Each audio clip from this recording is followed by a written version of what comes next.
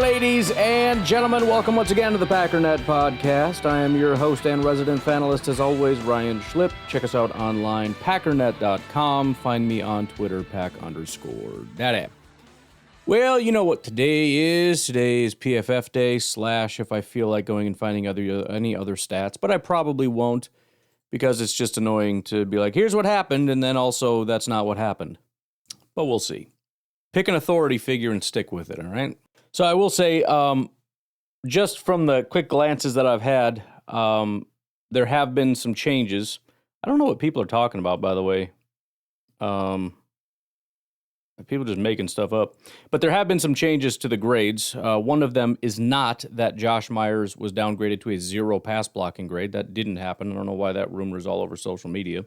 It's bad, but it actually went up from what I saw yesterday. It went up significantly from a 5. But why don't we start with special teams, because that's the least interesting. There was one good, one bad, and by good, I mean just not very good. Brenton Cox with a 67 was the highest.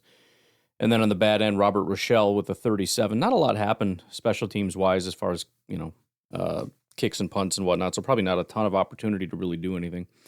I don't know, were there even any returns? I don't remember any. I feel like everybody just kicked it out. Don't need to go over punting and kicking. We already kind of know they did a good enough job. Offense. 3 players on the naughty list, which really is not bad. It really isn't. If you look at this and just compare it to other games, the offense grades this is very consistent with what we've seen pretty much all year. And 3 bad, granted, they're all in the 40s, but 3 below 55 is not, it's not the worst. There's no 30s, 20s, anything like that. Josh Myers with a 44.7. Yes, we'll get to his appalling pass blocking grade, which is why this grade should probably be lower because they weight run blocking too much. Jaden Reed with a 44.5. A lot of people screaming Jaden should have got targeted more. Well, maybe he shouldn't have. And then Ben Sims with a 43.5. On the positive end, and we'll do a little bit of heavy rounding here, Josh Jacobs with a 68.7 grade. Chris Brooks with a 69.3. John Fitzpatrick with a 70.2. Zach Tom, 72. Elton Jenkins, 73. Dontavian Wicks, 79. And Jordan Love with an 83.8. His best game of the year. Now, I was frustrated the first half, but you got to keep the context here. Number 1, pressure. Number 2, he threw like 2 passes in the entire first half. So, I mean, whatever bad he might have done, if there was one bad pass, I don't even remember anymore. But if there were any, it was obviously negated by a really solid second half, aside from, again, not throwing that touchdown, which super pisses me off because we lost by 3 and he gave up 4 points on that. But, we'll leave that alone. Overall, he clearly was not the thing dragging this team down. He was our highest graded offensive player, one of our highest graded players. This was his second week in a row, by the way, playing his best game. Last week against Miami, his 77.7 grade was his highest of the season. This year, 84 was his highest of the season. And actually, this was his highest passing grade, which is the first time he's broken that since week 9 against Detroit. He had a 79 grade in that game. 83 in this one, if I didn't say that. So let's dig in a little bit and see what they saw. Again, not a lot of attempts. So 12 completions looks terrible, but 60% is not the worst. 12 of 20, 60%. 206 yards, which is 10.3 average, which is quite high. 1 touchdown, 0 interceptions, 2 big-time throws, 0 turnover-worthy plays, 72.2 adjusted completion percentage. There was 1 drop in the game, Jaden Reed. And a 111.7 passer rating. If we look at under pressure, first of all, he was under pressure 38% of the time. Felt higher than that. But the best thing is, the guy had a 79 grade while kept clean, an 82 pass grade while kept clean. He was 9 of 13 for 151 yards and a touchdown. However, under pressure, there were 9 dropbacks. He was 3 of 7, which is 43 completion percentage, which isn't great. 55 yards, 1 big-time throw, 0 turnover-worthy plays. That big-time throw would be 12.5%. He had an 80 overall grade and a 73 passing grade while under pressure. I mentioned before he's been terrible when blitzed. His highest graded category was when blitzed. When not blitzed, 5 completions, 56 yards, 75 grade. When blitzed, 7 completions, 150 yards, 1 touchdown, 82.5 grade. So Jordan rose to the occasion. There's no doubt about it. And, it's easier to get frustrated with a quarterback because they hold the ball every single play and you see every mistake. Jaden Reed is out there doing God knows what, not getting the ball for some kind of a reason, grading out terribly, but nobody's mad at Jaden Reed because nobody saw him the entire game. And we get mad at Jordan and Matt LaFleur because, well, why didn't you get Jaden Reed the ball? Maybe because he played like dog butthole. Maybe that's the reason. I don't know what that means. Just trying to think of the worst possible thing in the world. That's not a great thing. If we flip over to NFL Pro, even that, not terrible. Remember, the first half, we talked about the stats. He was like negative 20-something CPOE. It was brutal.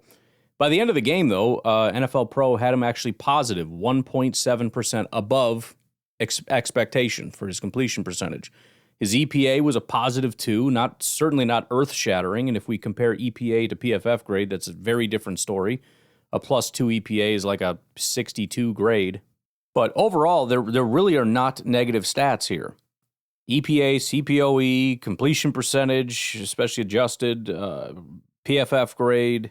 There were not a lot of attempts for various reasons. Number one being the Packers 3 and outing all the time. The other one being when they got the ball starting at the Detroit 30-yard line, and then running the ball a ton. So if nothing else, that should be wildly encouraging, the fact that Jordan is stepping up in a really, really, really terrible environment, and that should make you more frustrated at the offensive line because Jordan was kind of lighting things up, but he just did not have an opportunity to play well because the offensive line was just atrocious and at the worst possible time. I mean, it's almost like, is there such a thing as an offensive line trap game where you got guys like Josh Myers who are just like, oh, this is a terrible offensive line, I don't even need to worry about it. And he's just been like sleeping in and eating pizza and drinking beer for a week. I have no idea what the heck is going on. Receiving. Highest graded, Dontavian Wicks with a 79 receiving grade. He is stepping up at exactly the right time. His second good game of the season and his highest graded game of the season. His only other positively graded game was week 2 against Indy. It is the second most yards he's received all year at 49.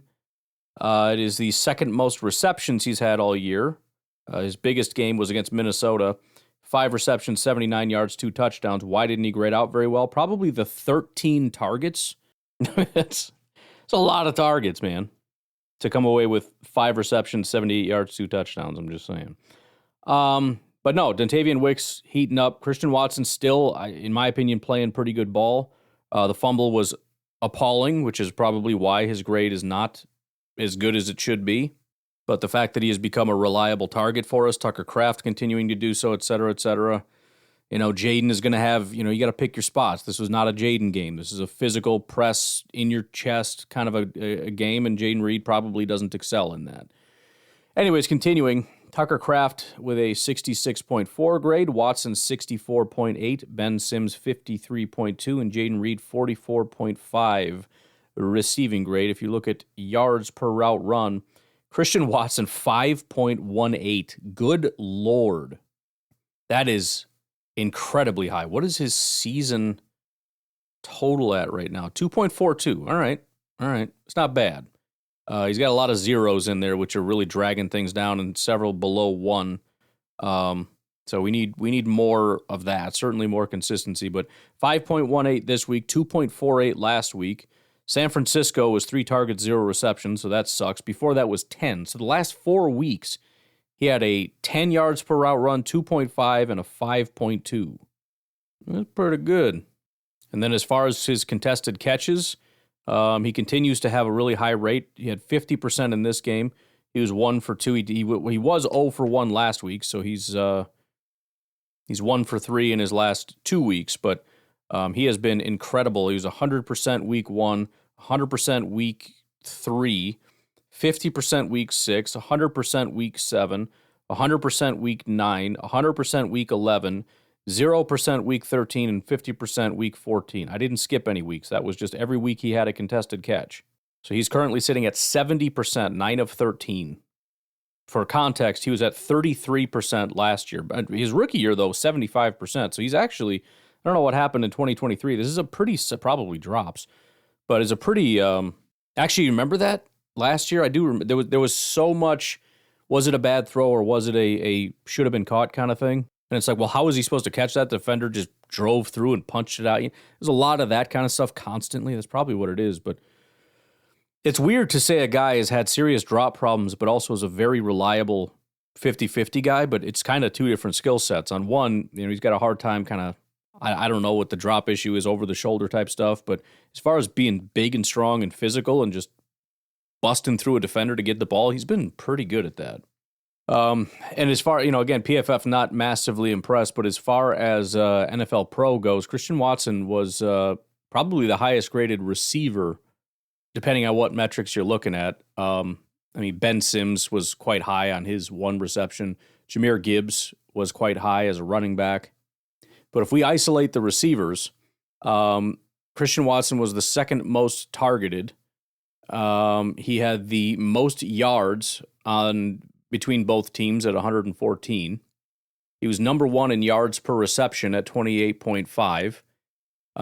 Catch rate over expected. He was number one, 12.4% above expected. That was ahead of Amon-Ra St. Brown.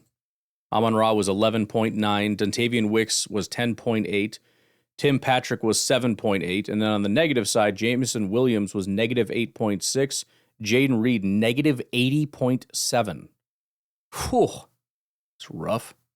EPA, certainly not Christian Watson because of the fumble. He had a negative 0.9 EPA. Jaden Reed, negative 0.9 also for differing reasons, the drop, obviously. But that was all Detroit Lions. It was Amon-Ra with 2.4, Jameson 2, then Tim Patrick 1.6, and then Dontavian Wicks 1.5. And then as far as the running backs go, Josh Jacobs with a 70 rushing grade, Jordan Love, 63.4, Emmanuel Wilson, 62.8, Chris Brooks, 62.3. That is not a negative for those two guys. That is barely above average. They had one carry each. It's nearly impossible to get a very high grade when you carry the ball one time because these grades end up being kind of cumulative. They can go negative, so it can work against you, but if you're having a good day, for example, if Emmanuel Wilson did exactly what he did 18 times, he would have like a 90 grade. But he only did it one time, so it is what it is. But, tough sledding for Josh Jacobs today. Offensive line didn't do him any favors either. 18 attempts, 66 yards, 3.7 yards per attempt, but he got the 3 touchdowns on top of it. Yards off after contact was 2.67 yards. Certainly not his best day after contact, and I do credit the Lions for that. Really just did a great job getting him down. I believe yesterday they said there was 7 missed tackles forced, which I was kind of surprised by. Looks like they've downed that to 4, which feels a little bit more right, although I can't contemplate even, I can't remember one of them, but I'm sure they exist. Probably in the middle of the pile. But Emmanuel Wilson led the team in yards after contact with 4. Jordan Love 1.25, Chris Brooks 1. Nobody else had a missed tackle forced. Longest carry was Josh Jacobs' 19-yard run. Jordan and Jacobs had 1 carry over 10 yards. Josh Jacobs did lead both teams in rushing yards. Granted, Montgomery and Gibbs did have to split, but still, to keep Montgomery to 51 yards and Jahmyr Gibbs to 43 rushing yards is crazy. If you look at yards per attempt, Josh Jacobs 3.7, David Montgomery 3.6. It actually goes, if you're just looking at running backs, let me get rid of some of these position groups. In order, it's Emmanuel Wilson at 7, Josh Jacobs 3.7, David Montgomery at 3.6, Chris Brooks at 3, and Jahmyr Gibbs at 2.9. Jahmyr Gibbs had 9.7 yards per carry against the Bears, 4.3 against the Colts, 6.3 against the Jaguars, and still 3.7 against the Texans week 10. That would be considered low. This was by far his worst game of the season. 3.6 against the Rams was his previous lowest. That was week 1. This was 2.9 yards per carry. Again, I understand the frustration with some of the defense, and I really think a lot of it is the coverage. I think they did a good job stopping these guys in the run, largely. But then when you needed a critical stop in the pass game, generally the middle of the field, the linebackers, which have just been getting eviscerated, giving up plays, whether that's Quay or seemingly, according to PFF, most of the time Isaiah McDuffie. But you look at rush yards over expected. This was his worst game of the season for Jahmyr Gibbs. He had 1, 2, 3, 4, only 5 games that were negative as far as over expected. Only 2 games were double digits. Against the Texans, it was minus 18 rush yards over expected. This was minus 23. If you look at per attempt, the Texans was minus 1. That was his previous worst game. This is minus 1.5 yards less. So 1.5 yards less than expected every time he carried the ball. So, I mean, even if you wanted to say, well, a lot of it was like the 3rd and 4th downs where they're trying to do stuff, which I don't even know if they ran to him a bunch of those times. But even if you wanted to say that, we're talking about above expected. You're not expected to get 10 yards on a 4th and 1. If you look at his rush EPA, this was by far his worst game. In fact, he only had 2 games that were negative. The Texans, negative 5.7. The Packers, negative 9.2. There are encouraging things here. There just are. He only had 1 carry that went beyond 10 yards the entire game. They basically shut the guy down. But it was tough sledding for both teams, and both teams needed to dig in and find a pass game, and that's exactly what both teams did, and that's why you had a relatively high-scoring game. I don't know that either defense really had an answer for the other team's passing attack, and again, it really just came down to the Packers ran out of time, and you could credit that to the Lions possibly handling the clock better. It's hard to say. Somebody's got to be the last one with the possession. Some of that 100% comes down to luck. But obviously, you try to keep that in mind and navigate that from way back. I mean, you're looking at 4 or 5 minutes going, okay, typical drive, this, that, or the other, and you kind of try to position yourself that way. I think it would be giving the Lions way too much credit to say that they deliberately made sure they were the last ones with it. Both teams tried. The Lions had, obviously, the clearest path. I mean, you could see it from 4 minutes out. You're looking at it, doing a little math in your head going, crap, I wish the possessions were reversed because it kind of feels like they're going to have the last possession. So, anyways, why don't we actually take a break right here? We'll come back, rip through this offensive line a little bit, do the defense, et cetera, et cetera. We will be right back. All right, Rasheed Walker. Rasheed Walker had a very Rasheed Walker day. He had a 50 run blocking grade, which again is not good enough, but a 77 pass blocking grade. So I will just get over it. He's had 1 bad pass blocking game. That was against Jacksonville. He currently has a 47 run blocking grade, but an 82 pass blocking grade. He's given up only 2 sacks the entire year. He has not given up a sack since week 7 against Houston. I am not complaining about Rasheed Walker. I'm just not going to do it. I think if we have guys that just don't completely crap the bed, and Matt LaFleur can continue to be creative with his run schemes and with help of the tight ends and wide receivers and whatnot, I think with Josh Jacobs being good at breaking tackles, I think we'll manage just fine. Would it be better if Rasheed Walker was a dominant run blocker? Yeah, but I'm sorry, I don't care. Elton Jenkins also had a very good day. His run blocking was just a 65, but let me remind you that is above average, not below average. But an 88 pass blocking grade. He did have the 1 penalty, but 0 sacks, 0 hits, 0 hurries. It's amazing to me that this guy could be so good while the guy next to him can be so bad. Last week was a really bad run blocking day, but maybe arguably his 2 best games of the year have come in the last 3 weeks. San Francisco, he had an 87 run blocking, 81 pass blocking. Last week, terrible pass blocking, or run blocking, I mean. It was his worst run blocking game of the year, so his overall grade was bad, but kind of had a bounce back again. So his 2 of his highest pass blocking grades came in the last couple weeks here. And his 2 of his higher run blocking grades also in the last couple weeks. I know that doesn't say much, but it was his 4th highest run blocking grade. He's generally below a 60. But again, 2 of the last 3 weeks have been a 65 and an 87. So Elton is becoming the guy that I've been wanting him to become for a long time. It's been a slow road back. He's kept changing positions. He kept getting injured, all this stuff. I'm just fingers crossed that he's finally getting into a groove a little bit here. Although that's difficult when the guy next to you is never mind, I'll be nice. Josh Myers, I had said he had a 5 pass blocking grade. Social media right now is saying he had a 0 pass blocking grade. That is not correct. He had a 56 run blocking grade, which honestly, I wouldn't even care. 13 pass blocking grade. He only gave up 2 hurries. So really, in terms of actual pressures given up on the game, it wasn't a ton. But the bottom line here, when you look at a 13 pass blocking grade, is he lost every time. He lost. And whether or not that defensive tackle was able to get to Jordan fast enough for him before Jordan can get the ball out of his hands, those are completely different stories. But Josh Myers just got whooped every single play is essentially what that means. And of all days, to fall off this week when they have nothing, I'm guessing just having guys mugged up on the line just confuse the living crap out of them. And maybe it's credit to their defensive coordinator for confusing our guys, because Sean Rhyan, also terrible day. He did go out with an injury, but he played basically the whole game. He played 42 snaps. He missed 8. Kadeem Telford came in for those 8, and he actually outperformed him as a pass blocker. Sean Rhyan, 38 pass blocking grade, 72 run blocking, though, so I guess there's that. This was his second worst pass blocking grade of the season. The last time he actually had a really bad day was week 2, and that's it. He's had a lot of 50s, high 50s. He had 1 low 50. San Francisco was a bad week for him, too. 39 run blocking, 50 pass blocking. But, this is the kind of stuff that you look at and just go, you know what? I had high hopes. You seem to be getting better. This year's better than last year.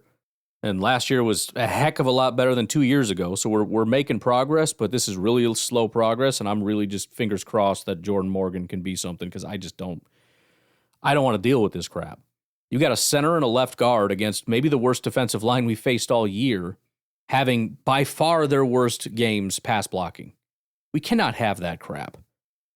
Zach Tom had a maybe slightly below his standard day, but very good day. We all saw him get absolutely annihilated, basically the first play of the game. It felt like the first couple snaps, Zadarius was really just working this guy. He gave up 1 sack, 1 hurry, and I wouldn't be surprised if you told me it was the first 2 plays of the game. But after that, you didn't see anything. I didn't see Zadarius. He had the 1 penalty that didn't get called when he hit Jordan Love in the face. But aside from that, Zadarius had a quiet day. Zach Tom, 72 overall, 79 run blocking and 72 pass blocking. He remains one of our most consistent, talented players on the entire team. He currently has an 85 overall grade, 86 run blocking grade, and an 82 pass blocking grade. So when we get upset with the offensive line, it's really mostly the center and right guard. You can be mad at Elton, or I don't know why you'd be mad at Elton. He had a good day. You could be a little upset Rashid had a 50 run blocking grade, but that's pretty standard. Honestly, left tackle and right tackle had very similar days to what they always do. Elton Jenkins, I would say, was well above average. He had an elite pass blocking day and was fine as a run blocker. It's really just, and honestly, even the run blocking by Sean Rhyan was good, and it was pretty average for Josh Myers. I think all 5 guys, as far as run blocking, had pretty standard days. The problem is 13 pass blocking grade for Josh Myers and 38 for Sean Rhyan. Otherwise, pretty standard day for everybody. Kadeem Telford, by the way, way out of position, massive freaking guard. 51 pass blocking, 66 run blocking. For a guy just coming in middle of the game, I'm fine with that. I'm a little frustrated that in 4 pass blocking snaps he gave up a pressure, but it is what it is, I suppose. But even that, if you just look at averages, Detroit Lions in this game, they got to the pressured the quarterback 37.5%. Their season average is 34.6%. So that was pretty close to average. They have a sack rate of 6%. They sacked Jordan 4.2% of the time. So it was a pretty standard day with less sacks than usual. And that's with, and this is ridiculous, a 62.5% blitz rate. 62.5. You know what the highest blitz rate in the NFL on a per game basis is? It's the Vikings at 38%. They blitz 62% of the time. The Lions average is 35% of the time. I don't know if I'm more disappointed in our center and guard or more impressed with the other 3 guys that had good to standard days. They all had good days. I'm saying for their own standards. To be able to put up with that level of stress is crazy. But all right, let's flip over to defense. Let's just take a break. It's a little early, but it's just what we do. We'll take a break. We'll come back and take a look at the defense. All right, so not super surprising. We had 1, 2, 3, 4, 5, 6, 7 players below my 55 threshold. Not surprisingly, one of them has become just a really, I don't know, pretty big disappointment, I guess, and that's Javon Bullard. He's had a couple good, he's been very inconsistent, very up and down, just a lot more down than up. 40, 70, 50, 60, 40, 60, 60, 40, 70, 50, 80, 50, 30. And yes, this was his worst game of the season. He was at the bottom, 30 overall. Colby Wooden, 41.2. TJ Slayton, 46.9. Brenton Cox, 47.9. Carl Brooks, 51.6. Eric Wilson, 52.5. And Isaiah McDuffie, 53.8. I understand some of these guys are going up against, a really good offensive line, and that's going to happen. It's a little disappointing for anybody that was lined up on the right side of the defense because you're going up against what's his name, but doesn't. Carl Brooks he's a right end. He's on the inside. Brenton Cox was listed as being on the left side, so we'll maybe cut him some slack if he's playing over Sewell most of the time. But of that group, 0 pressures from anybody along the defensive line. Carl Brooks, 0. Brenton Cox, 0. TJ Slayton, 0. Colby Wooden, 0. So, pretty rough. I know it's a tough offensive line again, but you got to be able to contribute, man. That's a lot of snaps. Carl Brooks, 25. Brenton Cox, 21. Slayton, 43. That Slayton thing I struggle with. It's like, well, the run defense, bro. No. No. Colby Wooden, 13. So those were the below 55s. Really only 2 that were below a 60. Otherwise, Evan Williams and Carrington Valentine, which is really surprising because wasn't Valentine supposedly the highest graded? They must have gone back and really saw some stuff that they thought they didn't see. Because I'm positive, as of last night, Carrington Valentine was one of the 3 highest graded among both teams, is what it listed on their website. Anyways, lots of changes after that game. I'm going back double, triple checking. I'm looking at the right game. Highest graded, Kenny Clark with an 80.1. If I'm not mistaken, that's his second good game in a row. He's had 3 good games. 2 of them have been the last 2 weeks. So welcome to the party, Kenny. I'm very glad to have you. Keyshawn Nixon, 76.4. Aaron Mosby, 76.4. Devontae Wyatt with a 74. Lucas Van Ness with a 68. Rashawn Gary with a 68. Again, doing a little heavy rounding, but we'll do that because I feel like it. Looking specifically at run defense, a lot of bad. So obviously the guys that were doing good were carrying a ton of weight because the run defense was decent. But Carl Brooks, 54, McDuffie, 53, Brenton Cox, 52, Kingsley, 52, Valentine, 52, Evan Williams, 50, Slayton, 50, third worst run defender. So get out of my face with that nonsense. Keyshawn, 38, and Javon Bullard with a 30. On the positive side, Devontae Wyatt, shockingly, 69 run defense grade. What are you even doing, bro? You're not supposed to be a run defense. I don't know. I got to look at this. Has he ever had a good run defense grade? He, I guess kind of. He had a 68 against Tennessee. So he's got a 68 now and a 68.7. Let's go, Wyatt. He had a 60 last week too, which is average. I'll take that. All right. He's got a 53 overall run defense grade. I'm not even super mad about it. Zane Anderson had a 71.2 run defense grade. I get so nervous when Zane comes in. It's like, why are you nervous? He's kind of filling in for guys that are not playing very well, so it shouldn't be that bad, but it still makes me nervous. And then Zane comes in and it's like, I don't know, I had a pretty average day. Oh, good, because that's significantly better than what we were getting. Aaron Mosby with a 75 run defense grade. Quay, again, 76 run defense grade. If nothing else, and it is basically nothing else. He had a 62 grade, 62 tackling, 64 pass rush, 54 coverage. The coverage is a problem, but all I asked him to do this week was show up in run defense, and he did, so I can't be mad. He is now up to a 69.3 run defense grade. That's crazy. He has a 75 tackling grade. He's up to almost average as an overall player. The last 3 weeks, by the way, prior to the San Francisco game, he had a 73 grade against Tennessee. That was his only good run defense grade of the entire year. He now has a 91, 83, and 76. He's going down, but I don't care. 91, 83, 76 in the last 3 weeks as far as his run defense.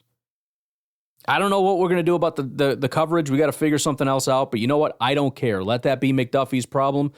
Let that be the safety's problem. Figure something else out. Quay can stop the run. Bro, I'm all in. It's not like he was ever really good in coverage anyways. I mean, his rookie year, he did have a 71. Last year was a 55.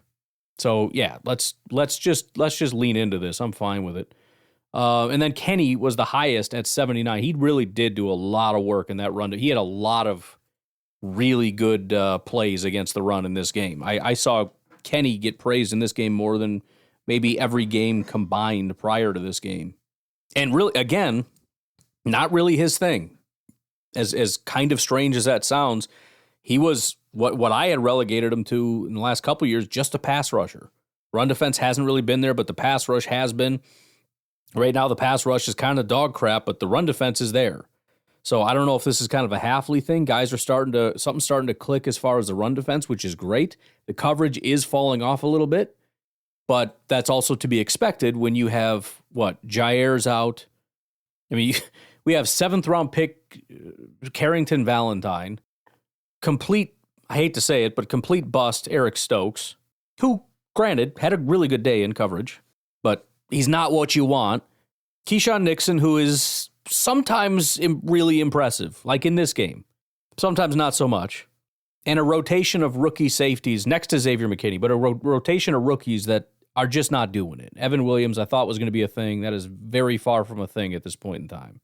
It's tough sledding, okay? You get Jair back, maybe that starts to change a few things. Jair and Keyshawn, you know what I mean? We still have a problem in the slot with Bullard there, but honestly, we're probably better with Valentine, Jair, and Keyshawn in the slot, but they don't seem to want to do that. Whatever, I don't care. I'm just saying it probably gets a little bit better once that happens. By the way, can we put Oladapo on the field now? I know it's probably going to be bad, but it's already been bad, and now we got a bunch of injuries, and I don't know. Let's just do it. I by the way, as bad as the coverage has been in the middle of the field, can we give Tyron Hopper like 3 snaps? I just want to see it. All right, just tell me I'm stupid. Show me that I'm wrong. Put Tyron Hopper and Keton Oladapo on the field and just show me why I'm stupid. I'm just stupid that way. I just need to see it. Just show me that it's a terrible idea. And then I'll be like, "Oh, wow, that sucked. Okay, yep. Put the other guys that are bad back in." Cuz bad would be great at this point in time. Tackling. Really just 2 terrible tackling grades here. Lucas Van Ness and Evan Williams. I feel like Van Ness has always kind of struggled. A lot of our guys have. I know Rashawn had problems with that. It's frustrating because they'll get there, but it's just they rip through those arm tackles and whatnot. Yeah, he's got a 46 tackling grade. It's not, I mean, it's really just 1, 2, 3 games where he's had really low grades, and then the other ones. That's really how the tackling grade works. You're either good or god-awful. And apparently those 3 days are enough for his overall to be pretty god-awful. Kenny had a 51, which is pretty low. Otherwise, everybody was good. You had Quay with a 62.5, Carl Brooks with a 67, Aaron Mosby 69, McDuffie 69. Everyone else on the team was 70 or higher. Of that group, Javon Bullard, if nothing else, 79 tackling grades. Zane Anderson, 79.2. Keyshawn 83, and Xavier McKinney with an 84. McKinney also not giving us our best juice, but the tackling is still there. You know, he had that flurry early, and then he disappeared for 5 weeks. Then he had 2 good games, San Francisco, Miami, and then again, kind of just the tackling. But he also has a tough job. As much as it's hard for a guy to play next to Josh Myers, it's also difficult probably for Xavier McKinney to be the guy out there with a bunch of people that have just never really played football before in the NFL. I mean, Valentine is like a veteran on this freaking team. He's a second-year, 7th-round pick. So we got to get the man some help back there. Jair needs to get healthy and get back out there so that we can get an actual crew out there with Keyshawn and beyond this year. We gotta at least get one other piece because it's just feeling a little flimsy out there. Pass rush. Really just two guys with pretty good pass rush grades. Kingsley, who did line up on that right side with a 70 pass rush grade. The stats aren't great, but he apparently beat the guy a bunch of times. And then Isaiah McDuffie with a 77. We really did do some damage with those interior blitzes. Biggest issue is, aside from the one guy getting grabbed by his freaking neck, ball just came out too quick. They'd get the running back in there, and even though the running back usually got pretty well blown up, it slowed him down enough that Goff could get the ball out. Usually right in the middle of the field in front of a linebacker that's just standing there watching it happen to them again. Coverage, Keyshawn with an 85. Nobody else was really very good. 60s all the way down to our 50s here. Quay with a 54. Wilson with a 54. McDuffie with a 52. And Javon Bullard with a 37.5 coverage grade. And then as far as pressures, I think I said yesterday there were 12. They did bump it up to 14, so there's a plus there.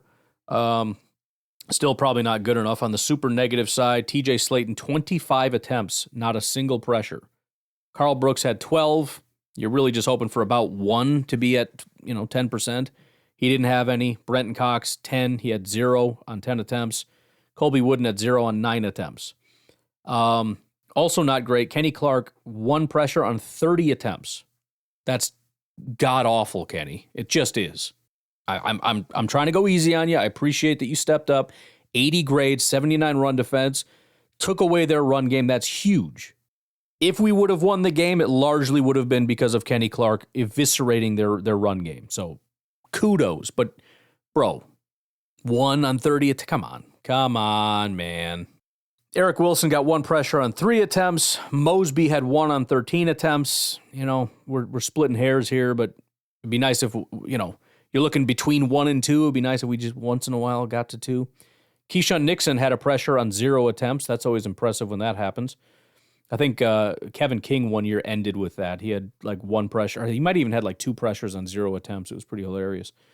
Basically, he wasn't attempting to pressure, but it kind of, once the quarterback rolls out, the guy starts sprinting at the quarterback and generates a pressure, despite the fact that his play was designated as coverage, not pressure or pass rush.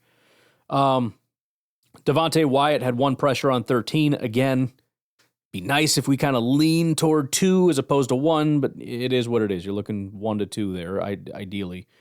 Quay Walker, 1 pressure on 6 attempts. Lucas Van Ness, 1 pressure on 16. Exact same thing. 2 would have been nice, but whatever. Rashawn Gary had 2 on 25. Exact same thing. 3 would have been great, but whatever. I think they upgraded him also. I think he had 1 pressure initially. It was 1 pressure, 1 sack. They gave him a second pressure, which is great because he's below 10%, but it'll keep his average pretty much up there. And he was playing off the left side against Penei Sewell, and there were a couple chips in there. I know the whole chip thing is stupid, but when you got Penei Sewell and a handful of chips, getting 2 pressures and a sack on 25 attempts, I'm not super mad at it. Kingsley, 2 pressures, 24 attempts. Same thing. 3 would have been nice, but I'll take it. And then Isaiah McDuffie led the team in pressures with 3 on 8 attempts. So the linebackers really did do a lot of heavy lifting here. You had 3, 4, 5 pressures out of 14 that were just from 3 linebackers on just a handful of attempts. 17 attempts. So it's a thing that we do a lot, and it seems to be working. I kind of wish we did it a little bit more because it does work at such a high rate, but I understand the complication of, if you bring Quay, you're kind of asking McDuffie to hold down the middle of the field and, again, or vice versa. You bring McDuffie, you're asking Quay to be there in the middle of the field, and he can't do it either, but whatever. Damned if you do, damned if you don't. Let's see here. By the way, of those pressures, there were 2 hits on the quarterback aside from the sack. So 1 sack from Rashawn. The 2 hits, you had Rashawn Gary and Devontae Wyatt. So of the 2 pressures, Rashawn had a sack and a hit. Devontae Wyatt's 1 pressure was a hit on the quarterback. Everything else was just hurries. Batted passes, 0. 60 tackles. Missed tackles, we had 4. Nobody had more than one. Kenny, Williams, Quay, and Lucas Van Ness, just one missed tackle each. Seems egregious, though, because you don't usually get a ton of opportunities. Lucas Van Ness missed 33%. Evan Williams missed 100% of his attempts. So it's rough when your first and only attempt is a miss. Stops, again, negative plays for the offense. These are tackles. Kenny Clark was 6 stops. 6 stops. That's crazy. He had 7 tackles. One of them seven tackles, so 8 attempts. 1 miss and 6 stops on 7 tackles is crazy. Quay Walker, 5, McDuffie, 4, Nixon, 3, and Devontae Wyatt, 2, a bunch of other guys with 1. Forced fumble, 0. All right, targets, here we go. Keyshawn Nixon, again, heavily targeted, 10 targets, 7 receptions, 66 yards, but no touchdowns, 1 pick, 1 pass breakup, 48.3 passer rating when targeted. So he had a pretty good day. A lot of volume, but he made him pay, and that's what you want. Like, you want to come at me, I'm gonna hurt you. Definitely need that, especially when a guy like Jair is out, because you're our top dog out there. And if they can pick on you, we're in a lot of trouble. So very well done by him. Then you got McDuffie, who has just been getting lit up like crazy the last couple weeks. 9 targets, all 9 of them caught for 68 yards and a touchdown. 135.2 passer rating when targeted. I mean, we got to figure something out. Again, I know we kind of like McDuffie. He does a pretty good job run defense and tackling and whatnot. And that has been improving quite a bit. The first half of the year has been terrible. This week also wasn't great, but since week 8, 72, 84, 67, 71, 82, and then this week not super good, but that's been his run defense that period of time. It's been there. Everybody's run defense is kind of stepping up a little bit. But the coverage is a very, very serious problem. And this just started this past week. I mean, if you look, he did have 7 targets week 2 and week 3. He had 6 week 5, but then it was 3, 0, 4, 0, 1, 3. The last 2 weeks, and maybe this is a schematic change where he's been put in coverage more, or people are just figuring this out. Because remember, Miami kind of figured it out the second half of the game, and we couldn't stop it, and now Detroit is exploiting it. 14 targets last week, which is double his previous high of 7. This week, 9. And of those passes, he was 11 of 14 and 9 of 9. So 20 of 23 for, 209 yards, doing some math in my head, and 2 touchdowns is what he's done the last 2 weeks. That is appalling. 132.4 and 135.2 passer rating when targeted the last 2 weeks. We have to figure something else out. I don't know what you do. I'm not a defensive coordinator. I understand it's not as easy as just saying, okay, you don't cover anymore. That's not how that works. I get it. And I understand it's kind of like I've had the horrible experience of messing around with websites and whatnot. And with that comes a lot of code. And some of the problems that you have is when you try to fix one thing, you break 3 more. And then you're just kind of in this downward spiral where you try to fix that, you break 2 more things, and it's like next thing you know, it's like this thing is just broken. Like it's dead. This is not fixable. I don't know what I did, but I ruined everything. That's probably part of the situation here, or you could use the example of like a Rubik's Cube or something where it's like you start getting it, but then it's assuming you don't know what you're doing, and I did briefly try to learn. I asked the robot, I'm like, teach me how to do a Rubik's Cube. But I kept getting distracted. I think I was trying to do it during 2 weeks ago, the Packer game, so I kept getting distracted. And then when you try to start over, it's like, wait, what the heck are we doing now? But you get the point. Like, I need this over here, but if I move that, I'm moving, 1, 2, 3, 4, 5, 6, 7, 8, 9, 10, 11 other pieces. And so you end up finding yourself going backwards a lot. So he's got himself in a position now where, like on the Rubik's Cube, you got, 3, 6, 9 on he's got like 7 of the 9 in place. And we've got 2 that are out of place, and it's like, well, you can't just leave those 2. You got to fix it. It's like, bro, but if I fix it, I'm going to break it. You understand? If I try to move this, we're not going to have 7 of 9 anymore. We're going to have 4 of 9. So he has positioned himself to be able to stop the run. This is a really good run defense right now. A lot of the things in coverage are working. The thing that is really, really, really not working is protecting the middle of the field. It's just a very serious problem. And again, it's real easy to just say, why don't you just fix it? But as soon as you fix it, you break other stuff. And some of the stuff that we're taking for granted as being good will suddenly stop being good. Would you like to stop blitzing the linebackers and bring no pressure? Because that would be an easy way to keep an extra guy in that area. I don't. Just saying.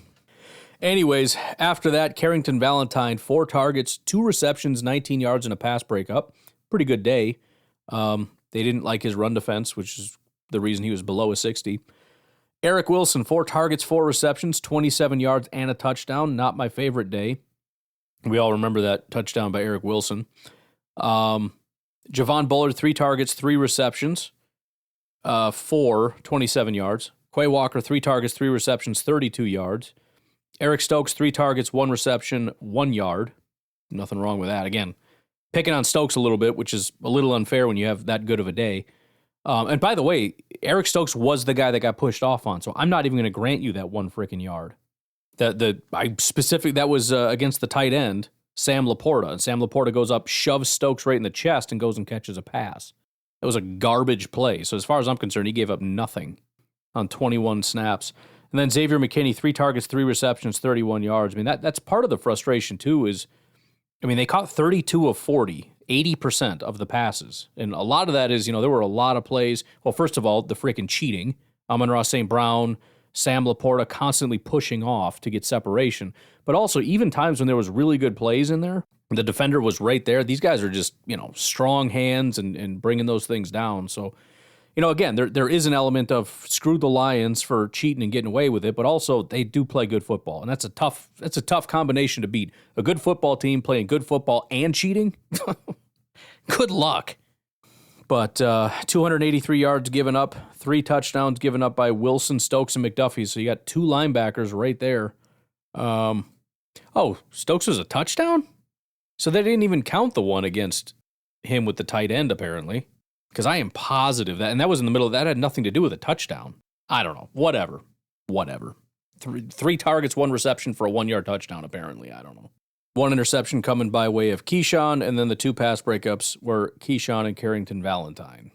So, look, I'm not looking at this and going, man, this was an uncharacteristically terrible day, or there's a certain thing that I'm terrified of. I'm very annoyed with Josh Myers, and I'm not super happy with Sean Ryan. But what am I looking at here that it's like, man, this is going to be a problem? Javon Bullard was terrible. He's been pretty bad.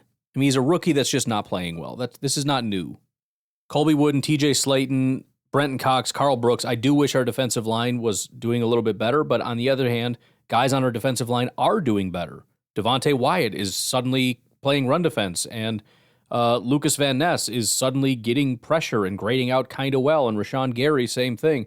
And the fact that some guys are not showing up, first of all, at the beginning of the season, nobody was showing up. Second of all, again, really tough offensive line with a quarterback that's getting the ball out pretty quickly because they're throwing pretty short passes to wide open guys in the middle of the field. Could it have been a little better? Yeah, probably. But again, I'm having a real hard time. Am I supposed to look at it and go like, oh, great, Jaden Reed's terrible now? No, this was a bad day for Reed because it was a bad matchup. It happens. He also had a really bad day against Houston. And Jacksonville wasn't great, like 2 games. And then it was, great game against Detroit the next week, and then Chicago the next week, and then okay against San Francisco, and another good day against Miami. Guys go up and down, but we have a bunch of receivers. And the fact of the matter is when one guy goes down, the other guys step up. That's the whole point. Tucker had a good day. Watson had a good day. Wicks had his second good day of the season.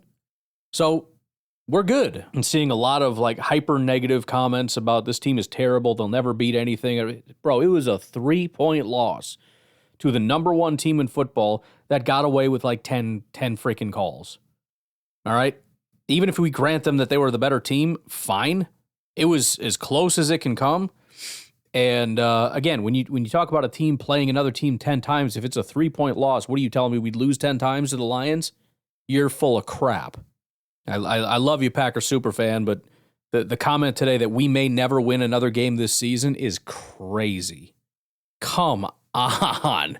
A 3-point loss in the last seconds of the game to the number 1 team in football, and you don't think we can beat one other team? Where is this coming from? We're going to miss the playoffs because we're going to lose out the rest of the season because we got our first loss in a while, 3 points to the Lions in Detroit with the refs on their side. Let's not get way carried away and massively overanalyze what just happened. I don't really have a problem saying the Lions are a better team than the Packers right now. So what? How many times have we said the Packers are the best team in football and they go on to get the crap beat out of them in the playoffs? Being the best team doesn't guarantee you a damn thing. It doesn't even guarantee that they're going to be the best team by the end of the season, and that's if we assume that they are better than the Packers. If this game was played in Lambeau, do we know that they would lose this game? I understand that they already played in Lambeau, and I also understand that they're different teams. The Packers are not the same team that they were all the way back then. I'm asking you, this same week, this same game, played in Lambeau with an officiating crew that favors the home team more than any officiating crew in all the officiating crews, and there are a lot of them, played in the elements which the Lions struggle with, you think the Lions win this game? The fact that this game could have turned on a dime at any one small little moment, and I understand the Packers didn't rise to the occasion. They could have stopped them on fourth down. The quarterback fell to the ground. It seemed like a pretty good opportunity to stop them there. I mean, it was a stupid call, and we should have made them pay for it, and we didn't. But to be like a fraction of a fraction away from a win, and to overanalyze that to the point where this is suddenly a terrible team that's going to lose out the rest of the season and miss the playoffs, I understand people get upset and emotionally tied to these football games, but that is not rational. That is just not. And you're pretending to be rational and you're not. There is no way you rationally come to that conclusion. That is 100% an emotional conclusion. So let's just freaking calm down a little bit, okay? Sucks that we lost. I wish we didn't lose, but oh well. Sometimes you don't win every time. I don't know what to tell you. All right, I'm going to get out of here. You guys have a good rest of your day. I will talk to you tonight, tomorrow, whatever. Have a good one. Bye-bye.